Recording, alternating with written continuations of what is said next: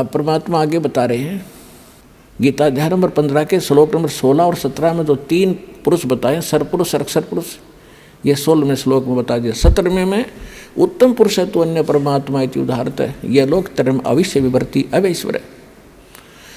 अब गीता अध्याय नंबर 15 के श्लोक नंबर 1 से इसका लिंक है, ऊपर को जड़ और नीचे को तीनों गुण रूपी शाखा वाला।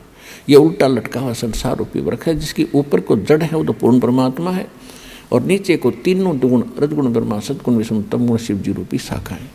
तो परमात्मा ने स्वयं आकर बताया था कि अक्षर पुरुष एक पेड़ है, सरपुरुष यानी ज्योत निरंजन वा की डार, और तीनों देवा शाखा है, ये पात्र रूप संसार। अब ये दास बता रहा है कि जो जड़ है वो परम अक्षर ब्रह्म है। गीता अध्याय नंबर 8 के श्लोक नंबर 3 वाला वो परम अक्षर ब्रह्म है। वो परम अक्षर पुरुष कहो, परम अक्षर ब्रह्म कहो। और गीता अध्याय नंबर 15 के श्लोक नंबर अब 17 पर आते हैं, उत्तम पुरुष है तो अन्य परमात्मा इति उदाहरत है, यह लोक तरम अविश्य विवर्ती अवैश्वर। उत्तम पुरुष, पुरुषोत्तम यानी श्रेष्ठ भगवान, जिसको परमात्मा कह सकते हैं, कहा जाता है, जो वास्तव में अविनाशी है, जो सबका धारण पोषण करता है, सबके तीनों लोकों में प्रवेश करके सबका धारण पोषण करता है, वो अविनाशी परमात्मा है। वो परम अक्षर ब्रह्म है, वो संसार रूपी वृक्ष की जड़ है, जिससे सबकी परवरिश होती है। पूरे वृक्ष की परवरिश जड़ से होती है, मूल से होती है। तो वो परम अक्षर ब्रह्म जो है वो जड़ है पूरे संसार की, वो परम अक्षर ब्रह्म है।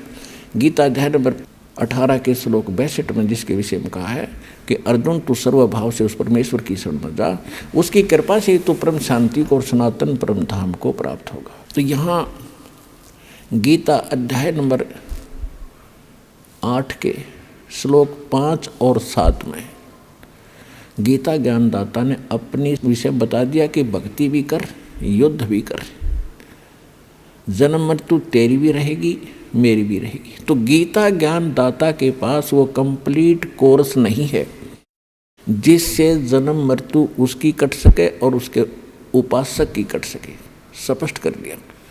अब वो कहता है कि उसके लिए तत्वदर्शी संतों ने खोज ले। तो इस विषय में आज तत्वदर्शी संत ये रामपाल दास है, जिला हिसार, हरियाणा।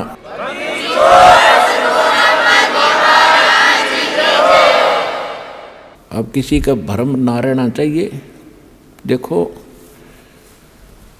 एक 1000 का नोट है, उस पर लिखा है कि मैं धारक को 1000 रुपये देने का वायदा करता हूँ।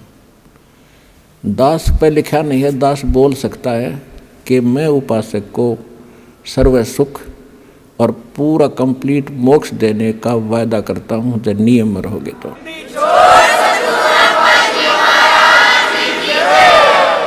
तो पुण्यात्माओं, बिना बताए पता कैसे चले?